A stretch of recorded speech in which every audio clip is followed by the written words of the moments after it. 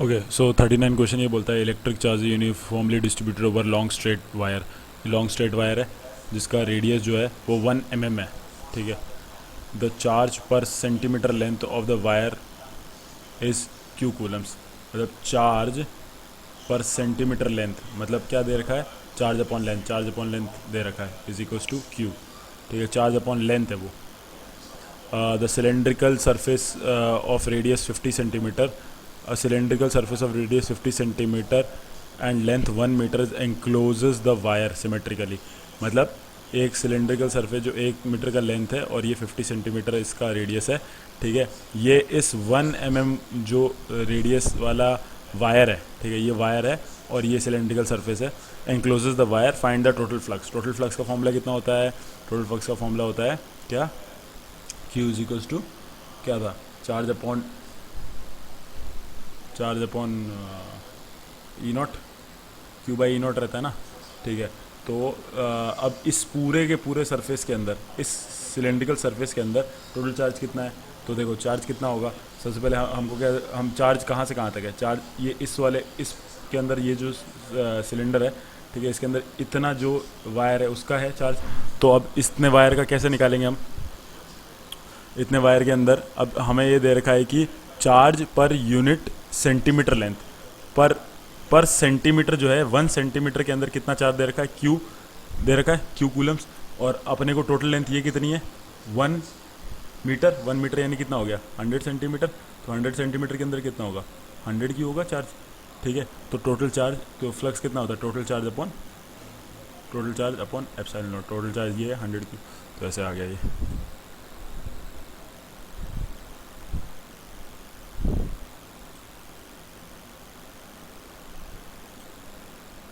Gauss law जो represent करता है इससे, if net charge is enclose in the Gaussian surface is zero.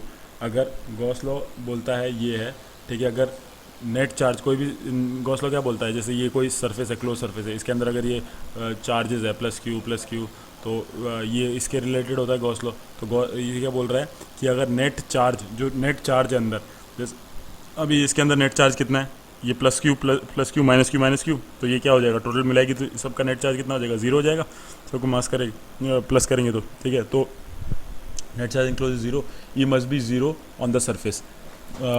तो इसमें क्या है कि Gauss law is given by this, if net charge enclose by the Gaussian surface zero then E must be zero, number of incoming outgoing electric lines are equal and there is a net incoming to the electric field and नहीं, देख क्या है कि मतलब ये जैसे Gaussian surface, अगर इसमें प्लस चार्ज है तो फिर क्या होगा? इधर से इलेक्ट्रिक फील्ड लाइन्स बाहर निकलेगी। ठीक है, तो ये जैसे इधर प्लस चार्ज है और अगर एक माइनस चार्ज है तो एक इलेक्ट्रिक फील्ड अंदर जाएगी, एक माइनस चार्ज है तो एक और अंदर आएगी। तो अगर इस जीरो है, इसका मतलब क्या है कि number of lines come going out equals to number of lines coming in. तो incoming lines and outgoing lines are equal, इसको बोलता है। हाँ, जीरो नंबर। ठीक है, ये क्वेश्चन क्या बोल रहा है? The electric field is, E की वैल्यू दे रखी है 100, ठीक है, at a distance of 20 centimetre from the centre of dielectric sphere. Dielectric sphere है of radius 10 centimetre. Dielectric sphere है, उसका रेडियस 10 सेंटीमीटर है और इलेक्ट्रिक फील्ड दे रखी है 100 volt per metre at a distance of 20 centimetre from the, तो 20 centimetre मतलब यहाँ से कितना दूर हो जाएगा? ये यहाँ पे हो जाएगा 20 सेंटीमीटर। यहाँ पे ई की वैल्यू दे रखी है, ये ई की वैल्यू दे रखी है 100। ठीक है, then E at 3 centimetre from the distance of the centre of the sphere. यहाँ पर 3 सेंटीमीटर कहाँ होगा? यहाँ होगा ना। देखिए ये टोटल कितना है? ये टोटल है 20 और ये है 3। तो हमें पूछा है ई एट 3 सेंटीमीटर। ठीक है, ई एट 3 सेंटीमीटर। तो अगर अपन यहाँ पे देखते हैं तो ई का फॉर्मूला कितना होता है?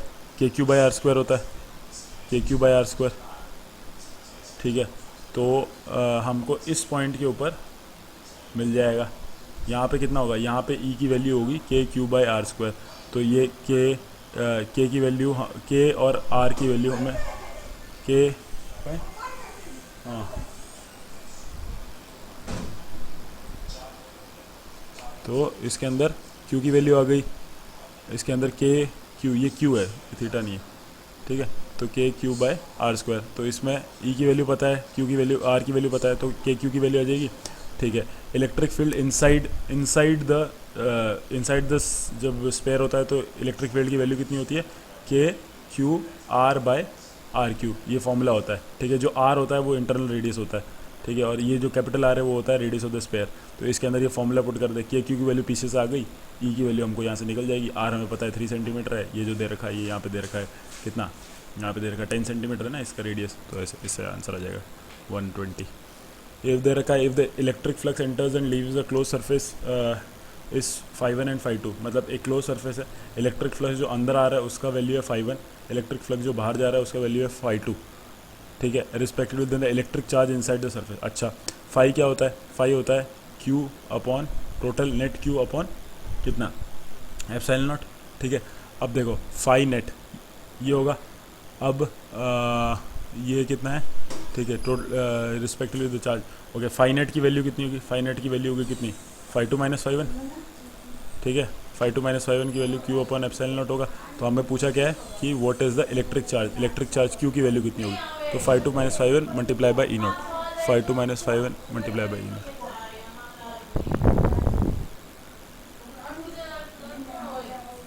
ठीक है, ये रहा 5 माइनस 5 मल्टीप्लाई बाई, ये ऑप्शन डी में जब दूसरा है ये एक्चुअली उनके उसमें ऑप्शन डी था, लेकिन आंसर ये वाला है, ठीक है।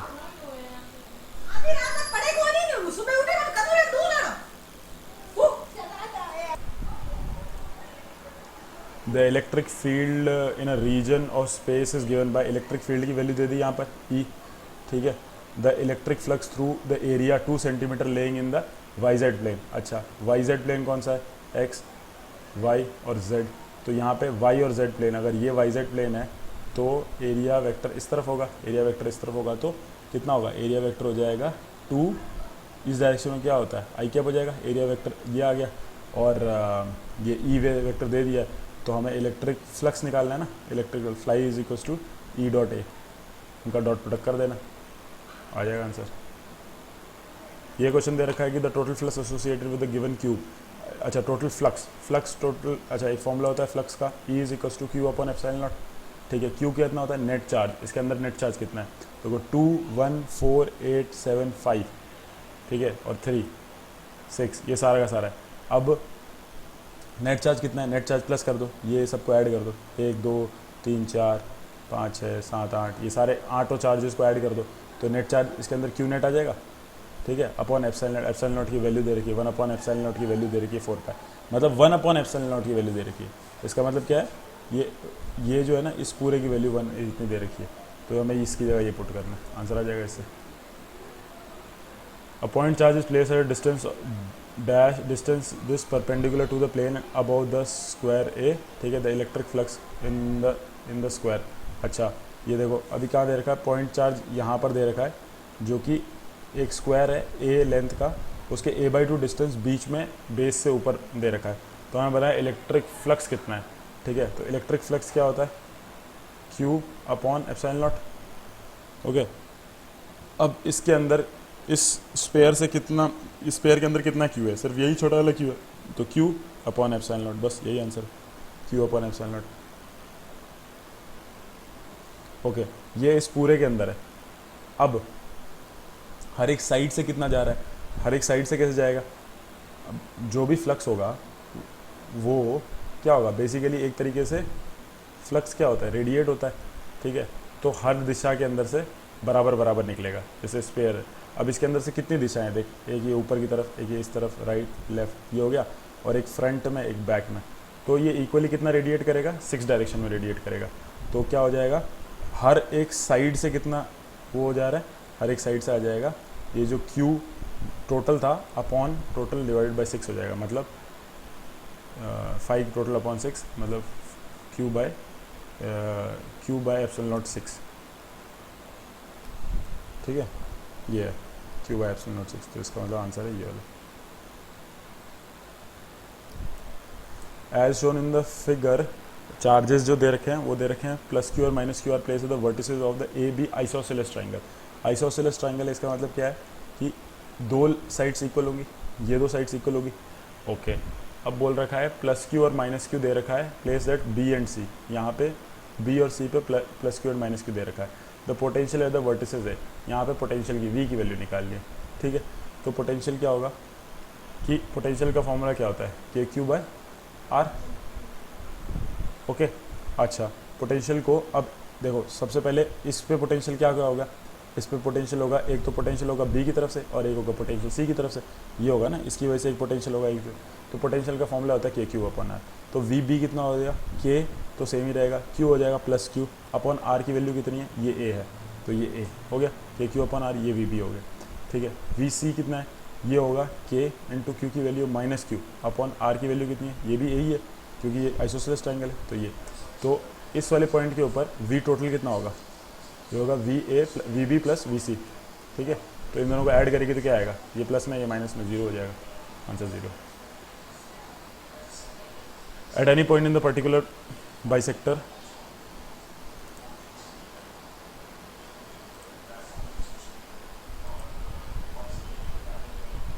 at any point on the particular bisector of the line joining two equal and opposite charges, the electric field is zero, है ना। at any point of the electrical perpendicular bisector of the line joining two equal and opposite charges, एक किसी point के ऊपर point on the perpendicular bisector of the line joining two equal and opposite charges, equal and opposite charges, सबसे पहले ये Q charge है, ये minus Q charge है। अब इन दोनों को एक परपेंडिकुलर बाइसेक्टर मतलब एकदम बीच में जो काटेगी, ठीक है, एक किसी पॉइंट के ऊपर क्या बोल रहा है, the electric field will be zero. Electric field zero होगी कि नहीं होगी, देखो इलेक्ट्रिक फील्ड इस वाले पॉइंट की वजह से यहाँ से इलेक्ट्रिक फील्ड किधर होगी बताओ, ये क्यू है तो इलेक्ट्रिक फील्ड किस तरफ होगी, अवे फ्रॉम दिस, और इस क्यू से कहाँ होगी, इस वाले क्यू से टूवर्ड्स दिस, माइनस में। तो फिर नेट इलेक्ट्रिक फील्ड कहाँ आएगी, इन दोनों का रिजल्टेंट वेक्टर मतलब इस डायरेक्शन में आएगी ई। तो क्या कभी जीरो हो सकती है, मतलब जीरो कब होगी, जब ऑपोजिट डायरेक्शन में होती है तभी जीरो होगी। यहाँ पे ऑपोजिट डायरेक्शन में है नहीं, नेट क्या आ रहा है, ई आ रहा है, तो ये तो होगा नहीं। क्या इलेक्ट्रिक पोटेंशियल जीरो हो सकता है, इलेक्ट्रिक पोटेंशियल, हमारा इलेक्ट्रिक पोटेंशियल क्या होता है, के क्यू बाय आर होता है। ठीक है, तो ये वाला डिस्टेंस और ये वाला डिस्टेंस आर हो गया, के हमेशा कांस्टेंट रहता है, क्यू क्या है, क्यू यहाँ पर रहेगा प्लस में, ये माइनस में। तो किसी भी पॉइंट पे क्या होगा, इलेक्ट्रिक पोटेंशियल हमेशा जीरो होगा। क्यों, क्योंकि के क्यू बाय आर एक की वजह से, दूसरे की वजह से के माइनस क्यू बाय आर। ठीक है, तो ये दोनों हो गए कैंसिल आउट, क्यू और क्यू, क्योंकि ये एक प्लस में एक माइनस में, तो electric potential will be zero, यही होगा शायद। Electric potential will be zero. ठीक है, नेक्स्ट है, what is the electric potential at distance X from the centre inside a conducting sphere having a charge Q and radius R. सबसे पहले last line देख, conducting sphere है, इसके ऊपर charge Q है और रेडियस इसका आर है। ठीक है, what is the electric potential at distance X from the centre inside a conducting sphere, मतलब सिर्फ इनसाइड चाहिए, मतलब किसी भी पॉइंट एक्स के ऊपर।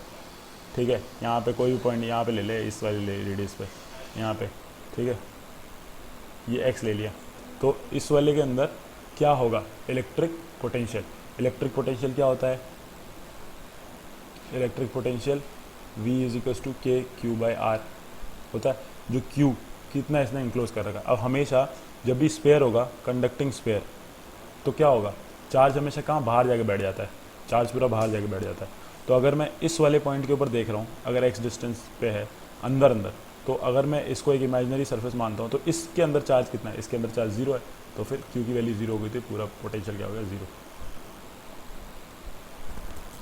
फिर है certain positive charges is given to a conductor।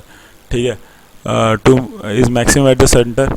अगर एक पॉजिटिव चार्ज दिया है, सर्टेन पॉजिटिव चार्ज कुछ एक कंडक्टर को दिया है हमने, ठीक है, कोई भी कंडक्टर हो सकता है कैसा भी, ठीक है, तो वो कंडक्टर ऊपर कैसे डिस्ट्रीब्यूट होता है, it will remains maximum somewhere between the surface and the centre, given charge the whole charge distribute over the surface only, inside the conductor the electric field is zero and where the potential however the conductor equal potential. Okay, ये क्या है, क्योंकि charge क्या होगा, जैसे मैंने इसके ऊपर कोई चार्ज डाला तो सारा चार्ज क्या होगा, इसके ऊपर इक्वली डिस्ट्रीब्यूट हो जाएगा, तो इसीलिए जो सरफेस होगा, सरफेस के ऊपर पूरा चार्ज इक्वली डिस्ट्रीब्यूट हो जाएगा, remain same through out the conductor. ठीक है, ये होगा potential inside the spherical surface charge. हमेशा क्या होगा, पोटेंशियल स्फेरिकल सरफेस के अंदर इनसाइड पोटेंशियल क्या होगा, zero. is uniform, universally proportional to the this kq by r, inversely proportional to the distance, inversely proportional to square root of तो v is equals to kq by r रहता ना, तो inversely proportional to the distance, ये uniform होना चाहिए, इसका एक बार देख लेना. A solid conducting sphere